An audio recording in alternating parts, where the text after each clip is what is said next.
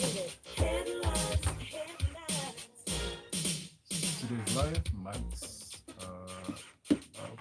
Union Bank. Your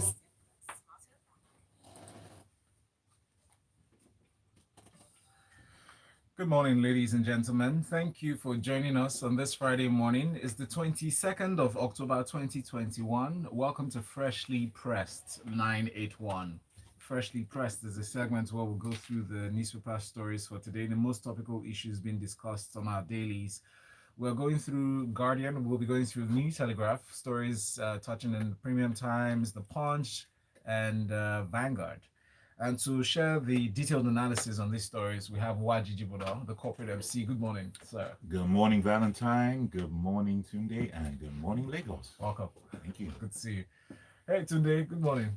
Morning, Valentine. Welcome. Morning, Raj. Good to have you in the studio today. Send us messages. Be a part of the conversation by sending messages through WhatsApp 0809 444 0981. That's our WhatsApp number 0809 444 0981. We're available on YouTube, so you can watch live and comment on that platform. Just type Smooth FM Lagos in the search box. Find us, subscribe, and share. Our first story today, from the Guardian newspaper, Southeastern lockdown. I like how the headline captions it, jubilant mood, as Kanu pleads not guilty. So he was arraigned yesterday. The third time he was brought to court, but this time around he appeared physically. So they arrived at 8 a.m. There were amended charges that were leveled against him that included treasonable felony and belonging to a proscribed group, including money laundering. But with all these charges, he still pled not guilty. What are your thoughts on this story? Did we expect anything different? Of course. This is high drama and theater for Kanu and anyone actually anyone indeed following it. I wonder how the Guardian arrived at the jubilant mood. Yeah. Since considering lockdown here, because that seems to be the reality on the ground. And if everyone is at home, how did they arrive at did they visit them at home? Okay, so this again, like I said, it's high drama, and in many ways, this is just what Kanu wants, in a sense. Obviously, he doesn't want to be detained, but does it further the cause? Yes, it does. Right. At least the federal government, in any case, runs the from the very beginning. Everyone had said that the way they handle the Nnamdi Kanu situation could either elevate or diminish his influence and impact. Because regardless of the unison with which directives or sit-at-home directives are adhered to in these areas, not when you speak to individual people from the region, not all of them they're not in unison as to his methods, maybe even the requests, right? Even though there is, without a doubt, huge support. I'm just saying not everyone, right? So the way the federal government goes about it has gone about it over the years has aided and helped in building his profile, right? And again, this is center stage, right? So it's drama. It's just the kind of thing. It brings attention to his quest, and it puts focus on the issues and the matter. And perhaps that's enough for him, to be honest, because really that's essentially what he's trying to say. He's saying, look at my people. We haven't had the best of times. When we don't have in this construct or structure that we call Nigeria, we don't have the best deal, and we haven't had the best deal. We have a raw deal, and therefore we want things to change, right? So this just continues down in that path, and generally that's it. And then you look at the whole drama of even bringing him to court. It's like a carnival. It's a carnival, and when there are carnivals, there's attention. There are eyes. Are there other ways that we can handle these things so it's not so all over the place? One thing that's interesting and also the chaos, because the story points out obviously lots of restriction, a lot of chaos going on with the court. And then it mentions that his lead counsel, Ifeanyi Ejiofor, was later granted access into the courtroom. And I'm like, his counsel Mm. was later granted. So how, what was going on? Exactly. I mean, how would you have proceeded? Why was he there? With, yeah, exactly. Have How we- do you have- bring have Kanu we- without his lawyer? Have we lost focus? Yeah, you Even security understand? personnel were said to have been taking Taking selfies. with him. selfies. Do you understand what I mean? So you see the carnival we've created out of this thing. He's a celebrity. It's a problem. They read the 7 count amended charges to him. He pleads not guilty. They adjourn. They adjourn so that both sides can, analyze the veracity or, the competence of these new charges. And in my mind, I'm like, here we go. And so it goes on, right? This is how we continue on this, hamster wheel of, The circus that is the circus that's going on. It will continue in this way. But yeah, you look at it. One key thing that I always say whenever I talk about this is the compliance, the situation on the ground, and the level of compliance when IPOP says sit at home or do this and do that. You then begin to realize and like, look, the reality on the ground is the government is who determines or dictates what happens on ground. That is in government. That's in the a power. sense. That's Yes. the power in place. Yes.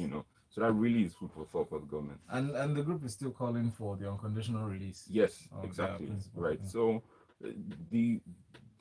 it's gone on for a long time. I think in this period and this time, one of the key things to lessening this maybe more radical approach that Kanu is taking is for the government, is for any government of the day to actually address the issues in the southeast, properly with a genuine desire to do so. Yes. Right, and not just lip service. And when people have the opportunity to go and talk and visit the region and talk, and they don't take the opportunity, just say. I know who you're referring to. Yes, thank you. Yeah. The Nigerian Railway Corporation yesterday, Waji, in a dramatic turn of events. When I saw that story, I was a bit alarmed because I know someone who traveled to that route yesterday. They suspended the train services along the Abuja-Kaduna route because of an explosive that was allegedly planted by bandits on the tracks, exploded on contact with the train. There are no reports of any lives lost, but there's one of the statements made by Shehu Sani, senator representing that Kaduna Central area, that the attackers targeted the driver and the tank in releasing rapid gunfire. But what are your thoughts regarding this attack, and what does it portend for that service? Well, it's going to create a lot of uncomfortable situations and also mistrust with regards to that service. You have to understand that part of the reason, or the main reason why people's now started plying the train between Abuja and Kaduna, was because the roads now became undrivable, very safe. A lot of people were getting kidnapped or getting hijacked, and the roads itself also had problems.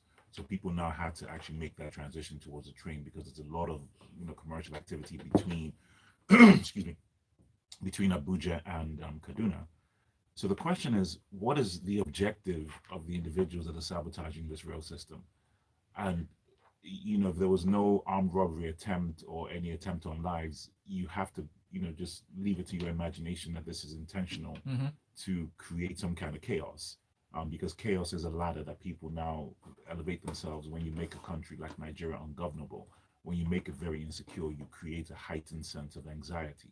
And that can only be the explanation behind this, because why attack that route? What is the actual gain, unless you are just trying to go for the maximum action, which is just to make sure you create fear, to show that this country is ungovernable. Who is behind it? I honestly don't know.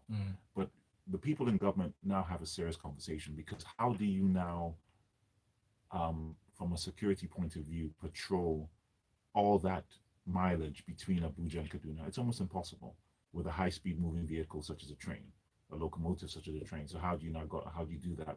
So even from a security response point of view, there's really not so much you can do. You're not going to put security persons along every single kilometer of that route. It's impossible. So the question we have to ask ourselves is, why are we even here to begin with? What is causing these things at the core issue? Why is it that bandits or terrorists, or however you want to define them, have the wherewithal, the impunity to operate at the level that they do? And there needs to be a different level of engagement. I've been saying it for God knows how long, that until you begin to elevate people out of some sense of poverty, you will create avenues for these situations to happen. So we have to look at how, number one, we can educate people. Number two, we create an enabling environment for people to thrive. And number three, we create economic and commercial opportunities for people to stay busy, because idle hands are the devil's workshop. So we have to get to the root cause of the issue, which is fundamentally etched in some aspect of poverty. And until we are able to take care of that, other people will take advantage of individuals who are inactive and now allow them, or better yet, convince them to do their evil bidding. So Nigeria has a philosophical, honest conversation it needs to have with itself about what it is we're doing, and those in the corridors of power really, really need to address this as a root cause. This is not a function of let's respond with firearm or with force or anything else. Those are just, you're putting plaster over a gunshot wound. You need to be a bit more intentional, a bit more deliberate, and a bit more strategic with regards to how you approach this issue. Because if this is happening, it's going to continue to happen because that door has been opened. So we need to really address it, engage the youth, and begin to have different conversations around how we can now steer them away from the individuals that are, promoting them to operate in a chaos manner. Thank you so much, Waji. You touched on very important points, but there's something just gnawing at my mind. The fact that, there's people conduct feasibility studies before they install such valuable assets, right? As with pipelines that convey crude, you provide for security on the routes, on the lines, right? So couldn't this have been a thought put into this project, knowing that vandalism, or rather insurgency, didn't start Valentine, now yes, or yes yesterday? and no. Okay, what is the distance between Abuja and Kaduna? It's like 90 kilometers, 100. Somebody help me out. More or less. How do you provide security along the rail line of that stretch of road? So it has to be tactical. Yeah. You can't provide security along just like the pipelines, you get what I mean? So even with security along the lines, you will still see, because attacks like this, terrorist attacks, they're guerrilla in nature, right? So even if you do have in and out, right? Even if you do have a security detail along certain stretches or a certain point, it would only take a matter of time for them to study out. It's literally seconds. Yeah. So then, therefore, that places an emphasis on intelligence, right? That's significantly more important than security response. Putting exactly. And security response will be dealing with if something falls through your net, your intelligence net, and actually does happen. Then you then have capabilities, and you should have capabilities to rapidly respond to where things have happened. So just to make sure Tunde's point isn't lost, when he's referring to intelligence, what he's trying to get to is say that understand why this is happening to begin with.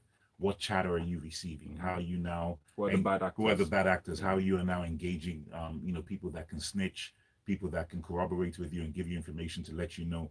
And that's where you have to invest. And these are the conversations that we need to have with ourselves. It's not just about respond with force. No, you have to get a bit deeper to understand and begin to engage people, even at a community level, because these railroads go through communities. Yes. And I can almost guarantee you that these things, if something's happening in your community, you will know. Okay? Logistics. There's logistics, there's movement, there's planning. So somebody, but if you don't engage the community and the community already resents you, then they're gonna be like, what the hell with all that? But if you engage the community, they can tell you, I saw a group of guys here the other day. They rented a hut. They were doing something that didn't look funny. Then that's the intelligence Tunde's referring to. That's absolutely true. But until we engage on that level, then we're just wasting our time. Thank you for that, gentlemen. Thank you, Waji and Tunde. Bilemi says on the Nnamdi Kanu case and federal government DSS handling, aren't the presiding judges part of the NBA? Aren't the judges aware of these violations? And isn't it possible to call the government out on it? Can the NBA ask them not to preside as a form of protest against the executive, knowing the powers they hold? Shai from Lukweju says it's a no-brainer that the railways will at some point be a target for terrorist attacks. It has grown as the alternative to road. So what was the authorities thinking would happen? Unfortunately, these rails are often along large stretches of rough terrain that's difficult to police or even patrol. JJ says, NRC, no, so bandits are now planting explosives. I thought Uncle Lai said they are criminal elements, not terrorists. This country is just a joke. We've not even been able to stop people who are stealing the rails. The rails, yeah. So come on now. Somebody definitely saw them. Well, thank you so much. Let's move on to this next story. Premium Times has this report today that Kebbi schools, children released 4 months after abduction. We know about this attack and the kidnap of these students on the 21st of October 2021. 30 of these students they arrived in Kebbi, the Kebbi state capital, following their release, while efforts are still continuing to secure the release of the remaining ones. Your thoughts, please. Man, okay, it's every other day that we have to deal with and address issues like this. But again, we're thankful. Many situations, many stories in Nigeria, I feel like Groundhog Day. Just it's the same. You were stuck in this loop, right? Especially with abductions and insecurity. Kids get abducted. Things go on. Monies change hands, and some people then eventually get released. So we're grateful and we're thankful that this industry that has been created has once again, gone full circle. People have been paid and some kids have been released. What worries me, however, still, because it's a very short story to be honest, what worries me is that 30 have been released, but an undisclosed number remain with kidnappers. An undisclosed number. What And irresponsibility! students that have records. Yeah, how can that you have be been an in the system. undisclosed number? So Doesn't there's make no way sense. we'll ever know if we get all of them back. If anyone, so that's the thing about how everything to us is a statistic. Everything is aggregate. We're not concerned about the individual. It's that is disheartening. I'm happy that kids have been returned, but how can we have an undisclosed or an unknown number still in captivity? You say unknown gunmen, I understand, but say on Kids disclosed number of that students have that you should have records. Yes. So what's the value of human life in Nigeria? Can anybody put a value to that? Well, let's leave that to the comments. The Punch newspaper has this next story headline: Drug offenders will no longer pay fines, risk life jail. The chairman and chief executive of the National Drug Law Enforcement Agency, Brigadier General Buba Bawa, said this. He stated that drug offenders will now get between 15 to 25 years in jail, that they've decided to take away the option of fine because it seems like these drug dealers have more than enough money to pay these fines anytime they are caught. So the option of fine will no longer apply. I mean, how do you see this as is that an effective deterrent in your opinion? Yeah, of course, definitely very effective in the sense that, if you're going to give somebody a fine for trafficking drugs and they have the capacity to pay that fine, then it doesn't really solve any issues. The only thing is has this been passed into any kind of law? And that's where we always have to measure these things because we are quote unquote a democratic society.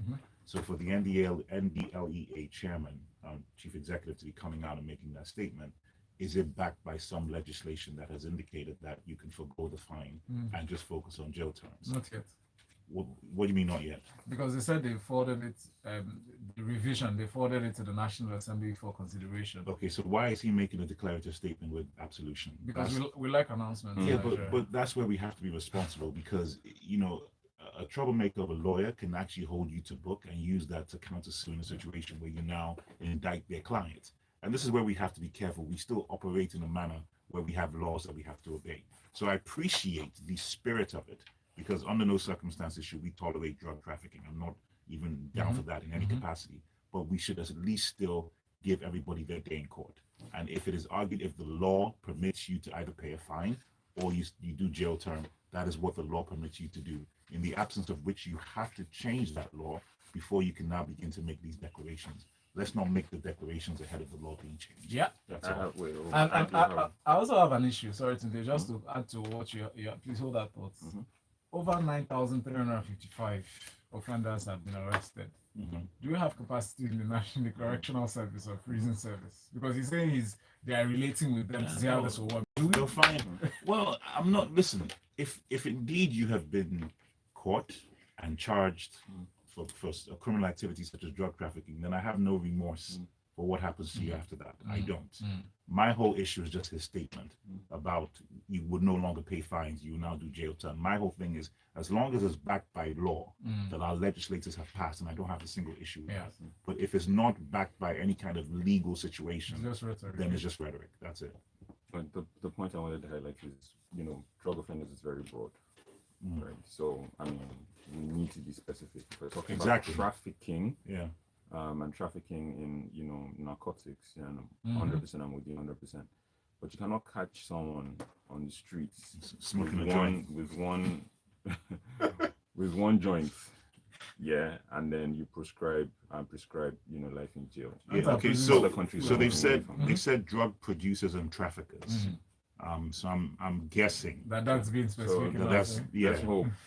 That's what the case is. Because some people would take this as maybe you using too much medicine. It's not the way to go. So So we need to be specific. Exactly, and then these things are important because those who administer it on the ground level will probably just run with the headline without going through the exactly. details. Without going through the details. Devil's in the always details, issue. man. Exactly, that's always the issue, and you don't want a mistake that someone makes in his youth, to then, be the determining factor for the rest of his life. Agreed. Yeah. Going back to your thoughts on the troublesome lawyer, who probably now sees that Exactly. they are not. It's not well thought. It's not well thought through, and just find a loophole, and then boom. Messages now. Imo from Ikeja says, I know I'm not allowed to speculate, but we're in this room now. There's something emboldening these terrorists. Bombs on the railway tracks is way too ambitious and bold. What do you think? It's not. It's no less ambitious than what they've done before. I mean, that's the whole idea of terrorism. Small acts, like no lives was lost, but a lot of damage to property. But the impact. Yes. Guess what? With that occurrence, will I get on the rail? It will No. skew sentiments, definitely. No, but so And the person, like you said, sorry, the thought process, the first instinct I thought was somebody wants to affect people's mindsets. course, by yeah, using definitely. That's the trains. whole idea. so there's of no- terrorism. to so- disincentivize people. so to the person that made the comment, it's not speculation at all. One No. plus one is two. Yeah. It's literally that simple. Yeah. AJF says Mawa comment needs to be backed by law to at this point. Suleiman says, good morning, Smooth. I just think bandits are sending a message that even the rails will not be safe very soon already. Richard says the act of placing explosives on the railway tracks was to create terror, not chaos. I do not know what YJ expects the communities to do. People that are already being terrorized and have no faith in the authorities. Roads are not safe. The rails are not safe either. And even the airways are now not. It's not about the communities. It's about them engaging the community. Yes, for Right. intelligence Just- purposes. yeah. Thank you. Now, the Prime Minister says that Jetumubi couple will be arrested if they enter Antigua. That's a Guardian headline. Imagine you're laughing. Tunde, I'd like your thoughts on this new, Financial Times report. Because in the past week, we've talked about this 3 days on Business Express. It's generated quite a lot of but not without focusing on what the crime and offense is. I'm like, have they arrested Desiani? Diamonds? Didn't she? She's sitting in. Is it the same Antigua? Or is it another that's where she got there. It's the same Antigua, and isn't she a member of parliament or something? Yes, I have. And by the way, she's listed as one of the richest persons there. Yeah. I So checked. have they arrested her? So this table, man. Shake, shake, shake. Shake. The Yanni Diamonds is still Ah. running free. Lord. So DD. okay, so they're making the right noises as they should. That look, the investment route or the investor route to citizenship shouldn't be abused. Is to attract the very best and not scam artists. Maybe they have a preference for people who steal government wealth than those who steal from the poor. Maybe that's not stealing. So Stealing is different from it's corruption. stealing, exactly. Stealing is different from corruption. Yeah, it's not the point today. Stealing is different from So corruption. actually, no. Desiani is in Dominica. Or the Dominican Republic. No, not Dominican Republic, Dominica. I just checked it now. Okay. Republic of Alright. Dominica. Thanks. And she's a commissioner. Oh, in yeah. Dominica. Oh, apparently, yeah. No, she is. Yeah, It's yeah. not- No, I'm serious. Yeah. Yeah, not I remember apparent. when they announced that she works with the government. Yes. So I mean, I think working for the government is a thing. So I was wrong on that point. But let's say Antigua is different. They want to run a clean ship. They're making the right noises. My question is, where are these guys now? Because they've left the That's country. a good question. I was actually Where thinking are about they? that, yeah. Where exactly are they? No one knows. Right, no one really knows. So now you make this statement. They can course correct. They can decide not to go to Antigua and go elsewhere. I wonder if because like someone said, there was a point that someone said, like, why is the government of Antigua more concerned about than ours? Has there been any official, statements from law enforcement here? I haven't really heard anything. Have we put out the right cables? Like, have we notified? We're a member of Interpol. Have we Yep. told Interpol? Yep.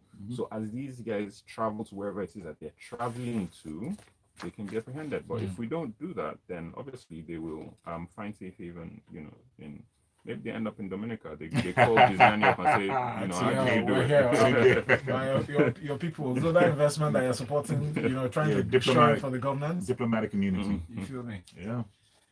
Let's move on now to the next story. Guardian reports that court remands ex-chairman of the Nsitf, and that's the Nigerian Social Insurance Trust Fund, Ngozi Olejeme, in the custody of the EFCC over alleged diversion of public funds. Olejeme is standing trial over this alleged case of criminal conspiracy, abuse of office, diversion of public funds, and money laundering. Waji, your thoughts, please? Yeah, my thoughts are very simple. I don't know why in Nigeria, whenever it comes to these kind of things, these individuals always happen to be medically incapable. There's always some challenge that they have where they're high anxiety or blood pressure. Now it's COVID and everything else. And I think what we need to have in place, especially when people are being brought to justice for such nefarious crimes as these, is I think we need to have independent medical examiners that actually will now determine your capacity to stand, whether you're capable of standing fit for trial. Because I think it's just convenient that people can circumvent the system by claiming that they're medically unfit, which is what is happening here. In as much as this person has admitted to returning to Nigeria and everything else, but they're asking that bail be granted on medical conditions, which I'm not a fan of because I think it's just way too convenient. So I think there needs to be independent medical examiners that can now verify these particular claims so that we don't have a situation where people who have actually been, who are going through the process of criminal activity, if they're meant to be reprimanded in custody, they should remain in custody and not be granted bail based on fake medical situations. Because I mean, the claim is really deep, saying it's that deep. they're hypertensive and diabetic For 30 years. 30 years. Yeah. There's medical history, so how about we check that? But they weren't hypertensive or diabetic when they were, committing the crime. Dr. Lawal says Kanu will eventually be released when a new government assumes power after 2023. Akim Rajli says technology can be used to monitor and secure the trains, rails, i.e. drones. Dr. Lawal says the problem in the southeast is more to do with the local and state government and not the federal government. The federal government, at least in the southern region of Nigeria, does very little. Lafimian says, why can't we implement technology to monitor the rail tracks? That's how we start combating crime. I'm thinking, does Nigeria have a satellite up there? Zivan from Sulere says, why do we insist on calling these terrorist bandits? Is the bombing of rail lines, shooting up trains, downing military aircraft, or attacking military installations and kidnapping both civilians and the paramilitary now acts of banditry? Then what is terrorism? Ofara says, good morning, gentlemen. Please, someone should remind Mawa that this is not a military administration. He cannot be a lawgiver. Fine, thanks for that. Moving on, Fashola urges states to enact laws on monthly rent payments. That's the Minister of Works and Housing, Babatunde Raji Fashola. On Thursday, advised state governors to enact these laws to make it mandatory or make mandatory monthly rent payments to make housing more available to Nigerian masses. What does this mean, Tunde? Okay, it's right noises. Then, but we have to analyze how realistic, how practical it is, and I'll get to that in a moment.